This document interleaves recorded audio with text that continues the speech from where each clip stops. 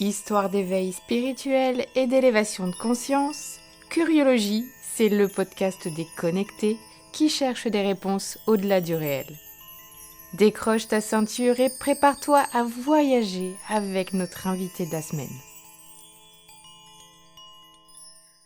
Bonjour à tous et bienvenue sur le nouvel épisode de Curiologie. Aujourd'hui, j'accueille Gina Joseph Spencer qui accompagne les personnes sur le chemin de la conscience.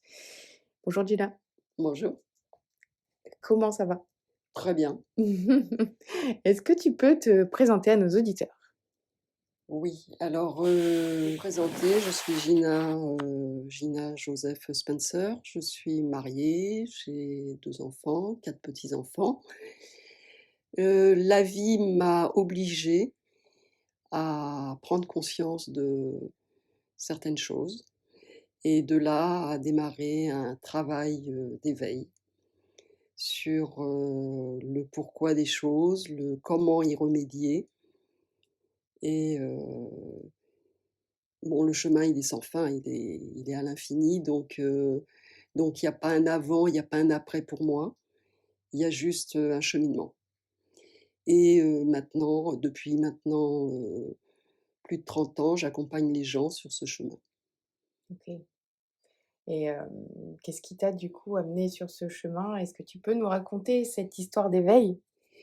Alors, comme je viens de dire, c'est pas un événement particulier, Mmh. c'est un cheminement. Alors il y a eu en effet des moments, importants où j'ai dû me remettre en question, où j'ai dû aller chercher en moi des réponses que j'avais peut-être pas forcément imaginées. Donc ça a commencé par une rupture déjà, où là je me suis dit c'est pas ce qui a été prévu au départ. Et puis il y a eu d'autres rencontres et il y a eu un voyage en Asie, en Inde, en 1981, où j'ai senti que je me reconnectais à quelque chose en moi, mais que je ne pouvais pas définir à l'époque. Je me suis sentie de ce pays, de cette vibration, de cette énergie, plus que de la France, où je me sentais quand même toujours un peu décalée Mmh. et voilà. Bon, j'ai eu 2 enfants, donc ça a été un autre voyage. Mmh. Des enfants qui m'ont permis aussi de prendre conscience de beaucoup de choses, qui m'ont obligée aussi à modifier mes pensées, ma vision du monde, ma vision de l'éducation, de la nourriture. Enfin, ça a été un tout, Oui. ça a été un tout et quelques années avant, c'est vrai que peut-être la première prise de conscience que j'ai eue, ça a été suite à une infection dentaire, heu, grandiose, Mmh. où j'ai failli, quitter ce corps Ah oui. et à ce moment-là, j'ai vraiment pris conscience de l'importance de l'alimentation, de l'environnement dans lequel j'étais à l'époque et de faire des choix drastiques déjà. Et puis voilà, le chemin a continué tant bien que mal et j'habitais l'Ariège à l'époque. J'ai, sur ma route, une personne qui était magnétiseuse, qu'on m'a conseillé d'aller voir parce qu'à l'époque j'étais pas très, très bien et à ce moment-là, j'étais prête à reprendre des études, pour être sage-femme. J'étais infirmière déjà, pour être sage-femme et faire des accouchements à la maison. Et cette personne m'a dit: «Ouais, OK, tu peux être sage-femme, oui, ça te fera plaisir, c'est bien, tu seras contente. Mais en même temps, ton âme demande autre chose. Mais avant toute chose, tu as d'autres choses à régler en toi. Et tant que tu n'auras pas réglé ces choses-là, tu ne pourras pas continuer à avancer spirituellement». Et là, ce qu'elle m'a annoncé, m'a complètement recentrée et en effet, quelque part, ça me résonnait même si ça, comment? Si ça m'obligeait à tout ce que j'avais pu mettre en place dans la reprise d'études, dans le fait de laisser les enfants et cetera, tout ça a été remis au point zéro. Et quand je l'ai quitté, cette personne m'a dit: de toute manière, dans quelque temps, tu rencontreras quelqu'un d'autre qui te permettra d'avancer, mais d'abord, règle ce problème. Parce que là, tu es en train de faire une erreur karmique. Bon, très bien, je comprenais pas grand-chose. Mais quelque part, ça me résonnait profondément. Bon, et puis la vie a continué. En effet, j'ai suivi ce qu'elle me conseillait. Ça correspondait aussi au père de mes enfants, donc même si ça lui a amené à lui après beaucoup de souffrance, mais bon, c'était comme ça. Et en effet, 2 ans plus tard, j'ai rencontré un autre magnétiseur qui, le premier jour où il m'a vu, le premier soir, m'a dit: «Mais toi, tu es en ouverture. Qu'est-ce que tu fais dans la vie?» Je dis: «Bah, je suis infirmière, je fais des remplacements de temps en temps, mais bon, j'élève surtout mes enfants». Il me dit: «Non, non, mais tu as autre chose à faire, tu es magnétiseuse». «Ah bon? Je suis magnétiseuse, ça veut dire quoi?» Et je lui dis: «Bah, écoute, accompagne-moi, guide-moi, parce que moi, je ne sais même pas ce que c'est que le magnétisme».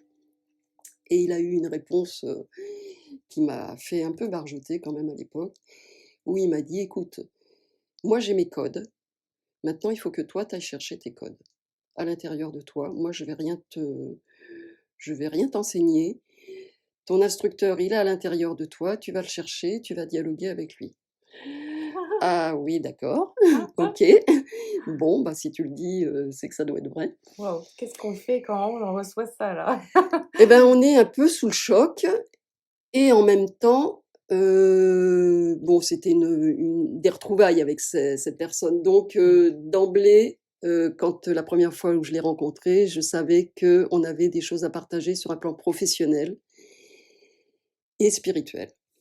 Donc pour moi déjà, c'était clair, il n'y avait pas d'autre histoire. Et et quelque part, quand il m'a dit ça, je me suis dit: «OK, là, en fait, il me permet d'être libre et de, en effet, chercher en moi». Donc là, il y a eu tout un travail forcément de méditation, de questionnement, de remise en question, d'aller chercher en soi, les parts d'ombre, Mmh. parce que qui dit lumière dit, heu, ombre aussi. Mmh. On ne peut pas dissocier les choses. Comment on fait du coup quand Et ben, c'est tout un travail d'intériorité, d'aller chercher ses émotions, d'aller chercher ses blocages, heu, d'essayer d'entendre et d'écouter en soi sa petite voix. mmh, Même si ça dérange l'extérieur, même si, on passe pour une illuminée, on passe pour une folle, on passe pour, beaucoup de choses, une irresponsable, c'est tout ça que j'ai entendu aussi, ah ouais, surtout à l'époque. surtout à l'époque. Mmh. C'était là, c'était en quelle année? En 88. Et voilà. Donc mais en même temps, déjà en tant qu'infirmière, je savais que j'allais pas être infirmière toute ma vie, même quand je faisais mes études d'infirmière. Mmh. Donc ça, c'était quelque chose pour moi, qui était clair. Tu étais déjà connectée à ton intuition en Oui, fait? voilà. Mmh. Et très jeune parce que, même au niveau familial, j'ai su des choses, qui étaient dans l'ombre et que j'avais connectées. Donc de soigner les gens, c'était OK. De m'occuper des autres, d'être au service, c'était OK. Mon métier d'infirmière m'a quand même appris, toutes ces valeurs de patience, de tolérance, d'amour, heu, de remettre tout dans la lumière. Ça, c'est vrai que ça a été, un bel apprentissage, d'être en contact avec la maladie, avec la souffrance, avec la mort. Donc j'ai été formée, ça c'est sûr, à déjà prendre, une forme de détachement par rapport à tout ça. Et donc je savais que j'allais pas être infirmière toute ma vie. Et quand cette personne m'a renvoyée au fait que j'étais, magnétiseuse, même si je ne savais pas du tout ce que ça voulait dire, ça m'a résonné profondément. Mmh. Parce qu'avant, j'avais essayé de me dire: «Bon, allez, je vais essayer les médecines un peu dites, parallèles», que ce soit la naturopathie, que ce soit l'homéopathie, que ce soit j'étais prête à faire des formations. Et en fait, à chaque fois que j'allais vers une formation, ou à ce moment-là, j'avais pas les finances, ou bah, je me retrouvais seule. J'étais à l'époque seule avec les enfants, donc c'était compliqué. Donc c'est comme si à chaque fois j'avais des barrages, des choses qui pouvaient pas se faire. Et en fait, je l'ai compris après, en me disant: «Bah oui, j'avais pas à passer par des formations extérieures puisque mon chemin, il passait par l'intériorité». Mmh. Donc C'est ça a été, un grand chamboulement et en même temps, un grand challenge mmh parce que je ne savais pas du tout, ce qui allait sortir de tout ça. Mmh. Donc c'était en même temps magique et en même temps, waouh, vers quoi je vais? Tout en étant, maman Ouais. et donc à élever 2 enfants et voilà. Donc c'était un peu compliqué, certaines fois, mais bon, je tenais la route. Cette période, elle a duré combien de temps? Donc j'ai commencé en 88 et j'ai quitté l'Ariège en 91. OK. Donc j'ai eu, on va dire 3 ans de de pratique, tout en étant quand même accompagnée, par cette personne et la première fois que je suis allée magnétiser alors une vache à l'époque, parce que cette personne m'avait conseillé aussi, m'avait dit: «Écoute, peut-être comme tu sais pas du tout vers quoi tu vas, peut-être commence à travailler avec les animaux, sur les animaux. Parce OK. qu'eux, ils se posent moins de questions, Mmh. eux, ils captent, et puis une fois que qu'ils ont capté, ils passent à autre chose».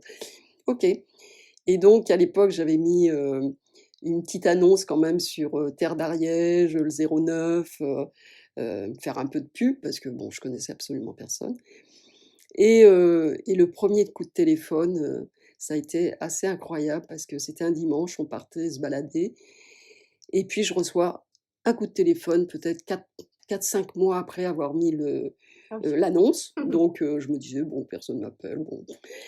Et puis, coup de téléphone et un paysan m'appelait en me disant: «Écoutez, heu, j'ai vu votre annonce, j'ai une vache qui a vélé, qui s'est pas relevée depuis, 10 jours, bon, ou vous venez ou je la mets à l'abattoir demain, hein».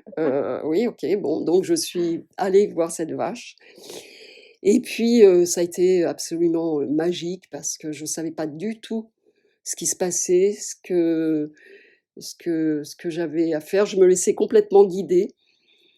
Je l'ai magnétisée et puis bon, j'avais entendu, bah, rappelez-moi dans 3 jours. Bon et puis je l'ai laissé comme ça en me disant: «Bon, on verra bien ce qui va se passer». J'étais pas très, très, claire, enfin confiante en fait, sur moi-même, hein.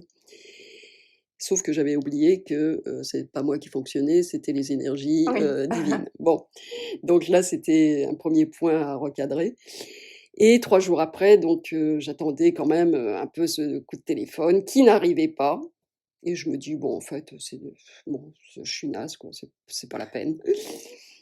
Le 4e jour, pas de coup de téléphone, je dis: «Bon voilà, c'est de toute manière, c'est cuit, c'est même pas la peine». 5e jour, coup de téléphone. Ma vache, elle est debout, c'est super et là, pour moi, ça a été la révélation. Mmh. La révélation, le monde, merveilleux dans lequel je rentrais, où j'étais. Parce que je me suis dit: «Bon, c'est sûr que c'est pas moi qui ai fonctionné, moi, dans l'état mental où j'étais, dans l'état émotionnel dans lequel Ouais. j'étais, c'est autre chose». Mmh.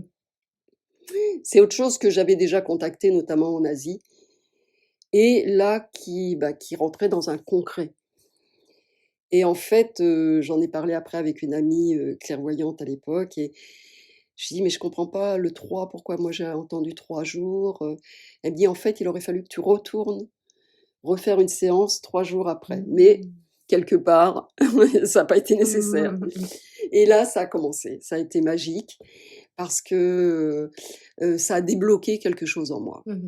que je comprenais pas forcément, mais il s'est passé un éveil. Il s'est passé, quelque chose d'extraordinaire pour moi Mmh. et de là, j'ai commencé à soigner sur, les animaux Oui, et des choses, pareilles, dites incurables oui. et que j'arrivais, avec, toutes les instances supérieures, que j'arrivais à libérer. Mmh. Donc là, ça a été des années, extraordinaires. Génial. En Ouais, fait, c'est comme si cette expérience avec cette vache, ça t'avait enlevé le voile du doute, ça t'avait donné c'est la ça, foi complètement, et une fois que tu l'avais, complètement, bah, c'était parti. voilà, OK. c'est ça Et en fait, ce qui a été drôle, et j'en avais conscience à ce moment-là, c'est que la vache, bon, c'est l'animal sacré de l'Inde. Ah oui, c'est vrai. Et pour moi, ça me reconnectait aussi à beaucoup de choses, C'est hyper au-delà de la symbolique. vache. C'est vrai que c'est hyper symbolique que ce soit la première Ouais, expérience. ouais.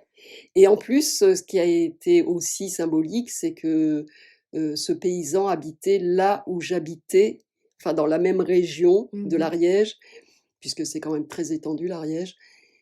C'est là où j'habitais avant avec le père de mes enfants et là où j'ai, conçu aussi les enfants. Mmh. Donc c'était comme une renaissance aussi, Ah comme, une renaissance avec moi-même, en fait. oui, c'était l'autre partie de la vie qui Ah commençait. ouais, c'était, extraordinaire. Waouh, génial. Et après, bon, il y a eu quand même, bah, voilà, hein, c'est la responsabilité. Tu prends cette responsabilité d'être au service du divin, de la lumière, de l'amour, de Dieu, on l'appelle comme on veut, chacun sa définition. Et de prendre cette responsabilité, ça bah, là aussi, ça a été, un choix profond. Alors le choix, il était fait, hein, au niveau de l'âme, c'est sûr. Après, il fallait le matérialiser, il fallait s'engager concrètement sur cette, histoire, sur la vie, quoi, en fait. D'accord. Et là, j'ai eu quand même beaucoup de de jugement de la part des gens parce qu'ils comprenaient pas, que j'arrête, mon métier d'infirmière, que même si je le vivais que ponctuellement, que je parte dans ça et je savais pas trop non plus en parler moi-même, Mmh. mais je le vivais. Et puis j'ai eu vraiment des expériences, les animaux m'ont tellement montré de choses, ça a été magique, ça a été vraiment magique, notamment, un chien qui marchait sur 3 pattes, au bout d'une séance, il marchait sur 4 pattes. Waouh. Un cheval qui était dit incurable par un vétérinaire équin, spécialisé sur Toulouse. Hem, il avait dit à la propriétaire, «Bon, ton cheval, tu peux le faire abattre, de toute manière, ça passera pas», et elle m'a fait confiance Mmh. et le cheval, il a remarché, tout s'est refait et même après scanner avec ce même véto, lui n'en revenait pas. Il dit: «Mais comment ça se fait, il y a plus rien, il y a plus», bon, il avait un suros au boulet et je dis, et elle lui a dit: «Mais, c'est une magnétiseuse qui s'en est occupée, il a jamais voulu me rencontrer». Alors que pour moi, ça aurait été magique de Mais oui, fonctionner aussi avec la médecine dite traditionnelle. c'est clair. Il y a pas, un bien et un mal, il y a une complémentarité et Exactement. c'est des plans de conscience différents. Mmh. Donc on n'est pas là pour prendre le travail de quelqu'un d'autre. Mmh. On est juste là pour faire avancer le schmilblick, comme on dit. Ouais, c'est Puis ça. voilà, peu importe le moyen, peu importe Mmh. la chacun est sur son plan de conscience et chacun a son rôle à jouer, donc Ouais. quelle importance. Tu en as trouvé par la suite d'autres, des personnes avec qui travailler justement à ce Non. niveau-là? Oh, c'est dommage. Non. On entend dans les hôpitaux et tout ça maintenant que les magnétiseurs, les coupeurs Oui, de oui, oui, feu, oui, maintenant, c'est sont de plus en appelés. plus ouvert et déjà à l'époque, sur, Toulouse, je crois que c'était à Rangueil ou je crois que c'était à l'hôpital de Rangueil qui prenait déjà des magnétiseurs. Mais moi, à Mmh. l'époque, j'habitais à 200 kilomètres de Tou enfin 150, je sais plus. Ouais. Bon, puis voilà, j'avais les enfants en bas âge, enfin, c'était compliqué. Oui. Donc voilà, ça a été, magique et puis, à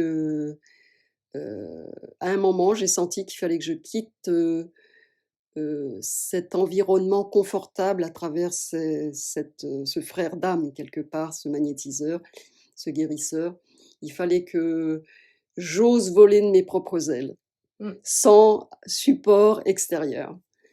Si ce n'est que télépathiquement, si ce n'est que vibratoirement, bien sûr, on n'est pas séparés. Mais il fallait que, voilà, que je quitte la région. OK. Et je suis arrivée au Pays basque. D'accord. Et là, j'ai commencé à travailler, en cabinet sur Biarritz au début. J'habitais Saint-Pierre-des-Rubes, je recevais à Saint-Pierre-des-Rubes. Et puis après, j'ai déménagé sur Anglette, je recevais sur Anglette. Et en même temps, j'ai repris mon métier d'infirmière à mi-temps parce que, ben, il fallait, aussi subvenir aux besoins des garçons. et que j'avais pas suffisamment de consultations, donc bon. Et puis je crois qu'il fallait que je termine quelque chose en tant qu'infirmière. Ah oui. Il fallait que je boucle quelque chose dans le sens où, quelque part, même si j'ai fait mes études d'infirmière par défaut, je dirais, euh, je m'y suis jamais engagée profondément et je me suis jamais réellement investie, même si je faisais le mieux possible. Mais j'ai senti à un moment qu'il fallait que je sois dans la même vibration en tant qu'infirmière qu'en tant que magnétiseuse. Ah oui. Il fallait pas que je sépare les choses parce que l'âme, elle est unique et qu'il fallait que j'arrive à ne pas cloisonner là aussi les choses. Mhm. Donc ça a été un énorme travail là aussi, d'accepter de reprendre mon métier d'infirmière et de le vivre dans cet état de conscience et d'énergie et de vibration. Donc ça a été un gros boulot. Et le jour où j'ai complètement arrêté mon métier d'infirmière, maintenant ça fait 25 ans, 26 ans même, je savais que j'allais pas le reprendre. Mhm. Je savais que j'avais clôturé quelque chose, que j'avais bouclé quelque chose et que je pouvais enfin me consacrer complètement à ma mission d'âme. Mhm. Depuis, tu avais fait un peu de réseau ici, tu t'étais bien implantée, et Voilà, puis ça. et puis ça s'est fait petit à petit. Ouais. Et puis donc ces cours de méditation, ces partages de relaxation, de méditation, de soins. Et puis ben, l'Inde m'a rappelé. Ok. L'Inde m'a rappelé un beau jour, après une épreuve familiale compliquée, difficile, qui m'a obligée à travailler le détachement. Mhm. Euh, à un moment où je ne savais plus trop où j'en étais, où je ne savais pas trop le devenir.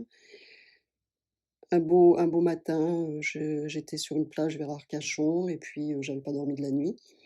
Et puis je suis partie sur la plage marcher et j'ai parlé à ma présence intérieure en disant, bah voilà, maintenant je me sens à un point zéro, qu'est-ce que je fais de ma vie? Si je dois quitter ce corps, c'est ok. Si je dois reprendre mon job d'infirmière, c'est ok. Si je dois continuer en magnétisme, c'est ok. Juste montrez-moi la route. Mhm. Et à ce moment-là, j'ai eu l'injonction intérieure, tu pars en Inde, tu vas rencontrer une personne qui va te montrer la route. Waouh. Mhm. Donc je suis revenue au camping-car, puisque à l'époque on était en camping-car avec mon mari, et je lui ai dit, bah voilà, écoute, maintenant je pars en Inde. Ah, Tu viens, c'est bien, tu viens pas, c'est bien. Moi, de toute manière, maintenant, mon chemin, il passe par l'Inde. ok. Ce que j'avais aussi euh, compris quelques années avant, quand j'ai quitté l'Inde en 81, en quittant l'Inde, je savais que j'allais y revenir. Je savais que ça serait pas en touriste. Je savais que c'était pour y vivre quelque chose spirituellement. Et en fait, là, c'était l'appel. En 2007, l'appel de l'Inde et de rencontrer cette sainte et de, voilà, de voir ce qui allait se passer. C'est qui cette sainte? Ama, Ah oui. voilà. Donc, je suis partie la rencontrer.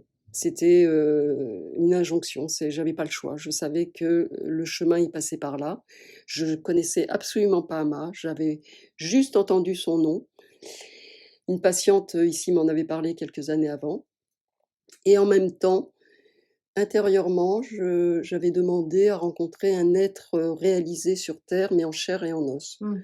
On parle de Jésus, on parle de Bouddha, on parle de plein de choses, plein de monde, plein d'êtres réalisés. Mais moi, je disais, ok, ok, je suis bien en contact avec Jésus dans l'intériorité, avec Bouddha et tout ça, mais j'aimerais bien rencontrer quelqu'un de réalisé sur Terre. Et bon, on m'a présenté Ama. J'avais rencontré le Dalai Lama avant, mais Waouh. bon, il y avait pas eu le déclic. D'accord. Là, bon, ok, tu pars en Inde. Donc j'ai amené cette vibration à tout le monde. Alors tout le monde m'a dit, ok, mais tu vas revenir?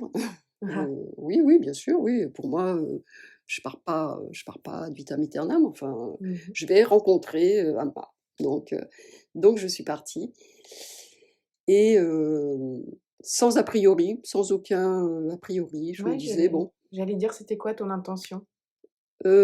Juste de la rencontrer. D'accord, C'était même pas une intention, c'était un appel intérieur. OK. C'était, quand j'ai posé cette question: «C'est quoi le devenir de ma vie? C'est quoi qu'est-ce que je fais maintenant?» «Tu vas rencontrer Amma». Mmh. C'était la réponse. OK, donc j'y vais et je vois ce qui se passe. Mmh. C'était facile de la rencontrer? Oui, parce qu'elle donnait, elle faisait les satsangs, donc tu la rencontrais, alors pas forcément, de en vis-à-vis, dans une salle où tu pouvais dialoguer avec elle. D'accord, oui. C'était bon, ce qu'elle présente, au niveau mondial, c'est les satsangs et les darshans. C'est quoi exactement? Le darshan, c'est, alors elle, elle le manifeste comme ça, elle prend les gens dans ses bras Mmh, et bon, il se passe des choses ou pas, OK. mais forcément il se passe des choses, même si on n'en est pas conscient. Certaines saintes ou saints, pour eux le darshan, c'est juste d'être en présence. C'est juste de regarder les gens. Elle embrasse, embracing the world, elle embrasse le monde Donc tu étais et dans les bras d'Amma. donc j'étais dans les bras d'Ama Mmh. et à ce moment-là, quand je suis allée dans son ashram en Inde la première fois, j'ai dit: «OK, montre-moi si réellement, j'ai à faire un chemin avec toi». Pour moi, j'étais pas du tout convaincue, je suis pas allée convaincue là-bas. Mmh mh. Juste, j'allais la rencontrer et je suis restée plusieurs jours dans son ashram et en fait, je me disais: «Bon, il se passe rien, bon, ouais, bon, Amma, OK, bon, mais j'ai pas de tilt, enfin bon, ouais, alors tout le monde, en extase, en pleurs ou enfin bon, chacun manifeste comme il est, mais pour moi, il se passait pas grand-chose et puis j'allais partir quand même quelques jours après et je me disais: «Bon Amma, bon, montre-moi quoi, je suis venue, montre-moi un petit peu les choses» et puis un soir, un des derniers soirs d'ailleurs, dans une situation que j'avais pas du tout imaginée, j'ai vraiment senti, qu'elle rentrait dans mon cœur, mais elle était à 30 mètres de moi, je la voyais pas, elle me voyait pas, mais j'ai senti comme quelque chose qui rentrait dans mon cœur Waouh! et là Mmh. j'ai su. Mmh. Là j'ai dit: «OK, bon, là j'ai un chemin à faire à ses côtés» et voilà et l'Inde s'est mis un peu en place. Alors bon, à l'époque, on avec Jérémy, mon mari, on avait décidé de faire un peu d'humanitaire, tous les hivers parce que moi l'hiver en France, ça devenait de plus en plus compliqué, Mmh mh. même si c'était, des limites, Mmh. mais bon, j'en étais là. Et donc on partait tous les hivers et un coup à Madagascar, un coup en Thaïlande, un coup au Cambodge, un coup là et 3 ans après, donc en 2010, on s'est dit: «Pourquoi pas retourner en Inde?» Jérémy n'était jamais allé en Inde, il ne connaissait pas Amma, donc il s'est dit: «Bah oui, pourquoi pas, on verra bien» et donc on est parti en 2010, en Inde et en disant, enfin en demandant, à Amma, «Nous, on veut vraiment, travailler avec les Indiens, pour les Indiens et on n'a pas envie d'être, enfin on sent pas d'être dans cet ashram où c'est aussi beaucoup d'occidentaux et bon, nous, on a besoin d'être immergés dans la culture indienne et avec les Indiens» et elle nous a envoyés dans une ferme ashram à 8 heures de bus, Mmh mh mh. parce qu'en Inde, il faut parler comme ça, plutôt en heures de transport qu'en kilomètres et elle nous a envoyés dans une ferme ashram voilà, pour, œuvrer pour elle. D'accord. Donc mon mari étant tisserand, entre autres, il a travaillé pour la haute couture française. Lui, de suite, c'était: «Bah, tu vas tisser pour moi et puis toutes tes œuvres iront, heu, dans les tours, internationaux pour être vendues et donc l'argent est redistribué au niveau des œuvres d'Amma». Et moi, je vais faire quoi? «Ah bah, toi, tu verras sur place», m'a-t-elle répondu. Mmh. Bon, OK. Alors moi, je partais en Inde pour, soigner les gens forcément, Mmh mh. puisque depuis, Mon parcours, il était que à travers le soin, donc je pouvais pas faire autre chose, c'était pas possible. Dans ma tête, c'était de toute manière, j'allais soigner les Indiens et je sortais surtout les femmes et les enfants. Très bien. Donc avec le swami qui est en charge de cet ashram, à une époque, on a construit une petite, cahute dans la forêt, puisqu'on était dans la forêt tropicale et j'ai commencé à soigner les femmes et c'était super, c'était magique là aussi. J'étais dans la nature, j'étais, en Inde, enfin bon, magique. Et puis à l'époque, on faisait que, 3 mois, en Inde et puis petit à petit, on s'est dit: «Ben, on va y être un peu plus». Parce qu'on se rendait compte que quand le temps qu'on rentre en France, en Inde, tout s'écroulait parce qu'on n'était pas là. Donc petit à petit, on s'est dit: «Oh bah, on va rester un peu plus longtemps en Inde» et petit à petit, donc on a inversé la vapeur. On restait plus longtemps en Inde qu'en France. Au grand, jugement et désapprobation de beaucoup de monde en France. Mais bon, c'était, des choix. Et donc, pour faire court, petit à petit, j'ai senti que le soin n'était plus d'actualité pour moi là-bas. Et que faire? Et le swami de me dire: «Écoute, si on te demande un verre d'eau, tu donnes un verre d'eau et si on te demande rien, eh ben, tu ne fais rien. C'est ça. Juste tu médites. Mmh. OK, alors tu médites 1 heure, 2 heures, une journée, 3 jours, un mois». Ça a duré 5 ans. 5 ans de méditation. 5 ans, alors pas que de méditation, mais 5 ans à aller chercher en moi le rien, Mmh. à me désidentifier de tout. Mmh. Je ne suis plus ça, Tu n'es je pas ne ce fais corps. plus ça, je suis juste présence, Mmh. je suis juste au service de la lumière et je n'ai plus aucune fonction. Waouh, Ça a été du costaud. je viens de voir. Ça a été, et en même temps, je savais que c'était juste. Je savais que c'était le temps qui m'était donné pour aller chercher tout ça en moi et pour l'accepter et pour le libérer, pour le transcender. Et je rentrais quand même, 2 ou 3 mois en France tous les ans pour travailler déjà parce qu'il fallait que je finance quand même des choses, pour voir mes enfants, mes petits-enfants. Mais je savais que si je rentrais en France, j'allais pas être disponible pour ça. J'aurais été trop sollicitée. Donc c'était l'Inde et pour moi, c'était vraiment clair, que j'avais tout un parcours à vivre intérieurement dans un contexte qui me permettait de le vivre. Alors de temps en temps, quand ça devenait trop aigu parce que bon, OK, en plus j'avais la pression de la France, des patients ici: «Mais qu'est-ce que tu fais en Inde?» Alors je pouvais leur dire, «Ouais bon je soigne mais non, bah, j'apprends le rien».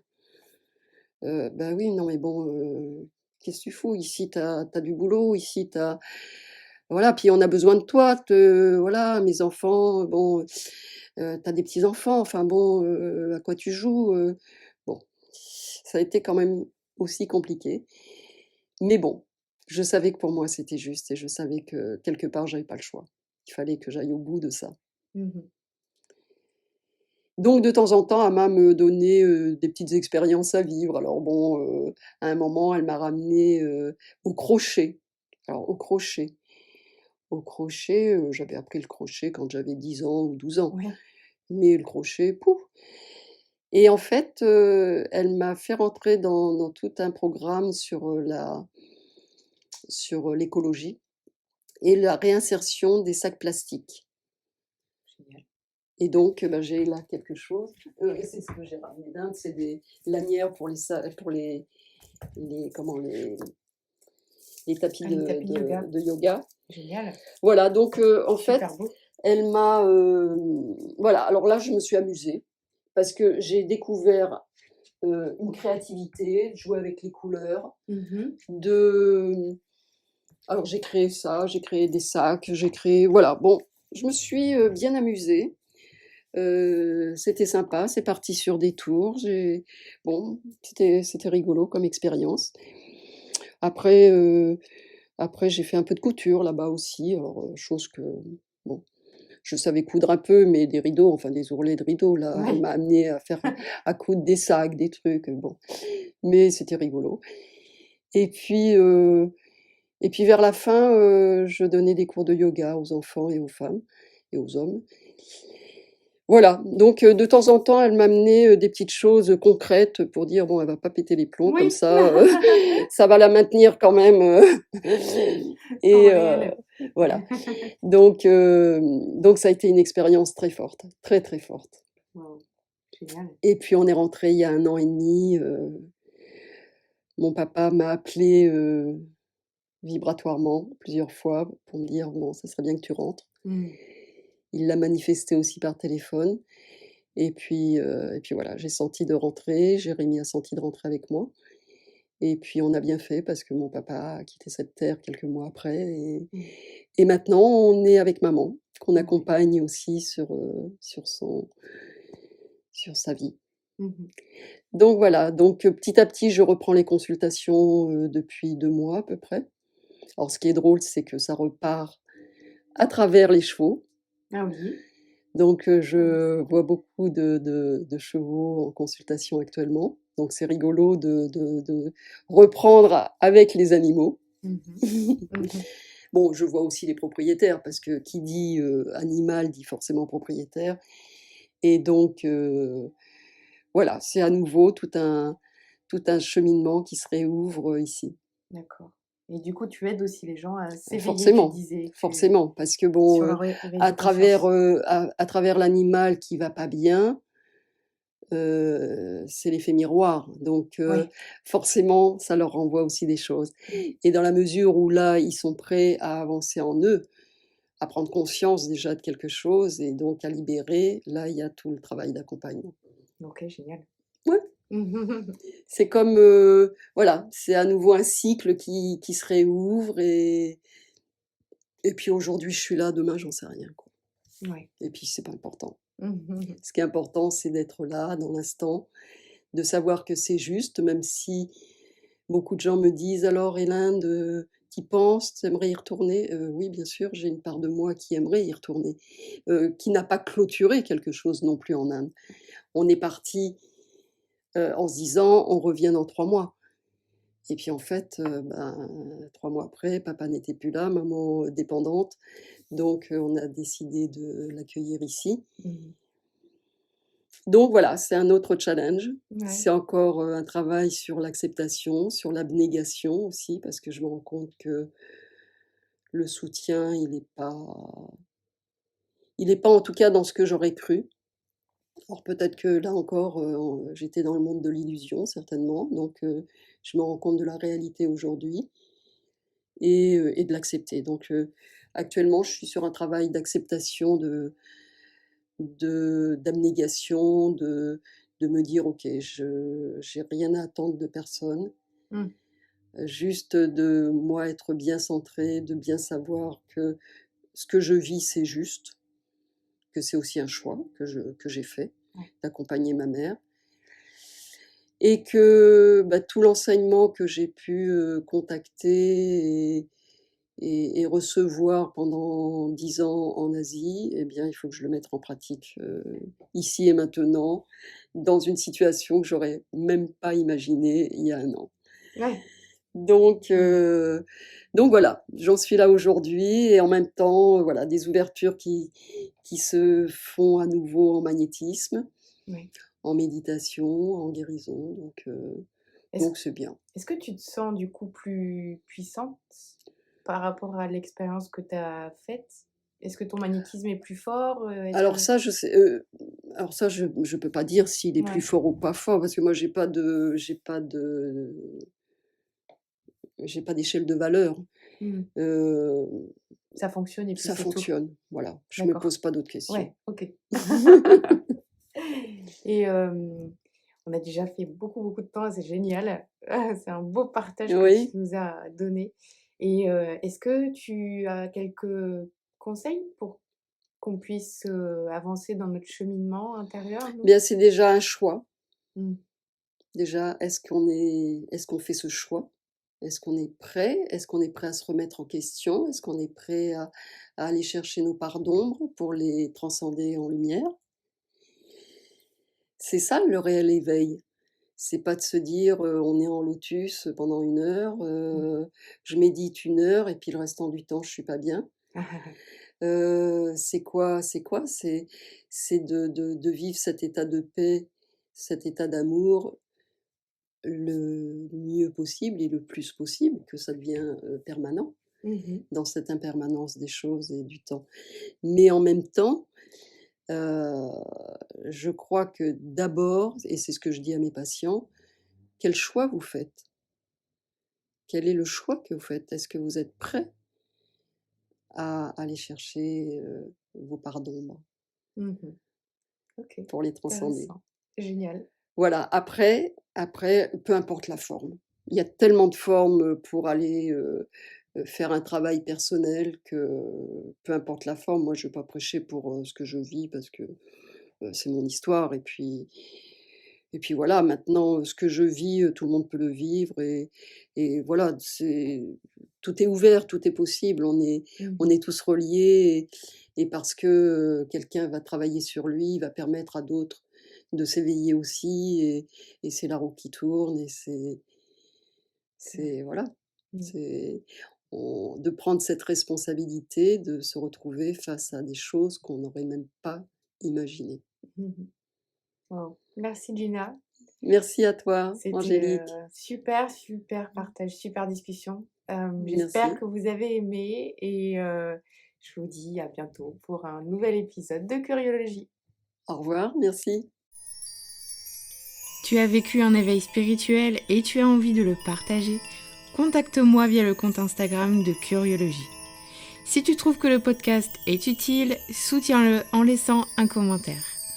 Tu peux aussi le partager à toutes tes amies connectées. À très vite pour un nouvel épisode de Curiologie.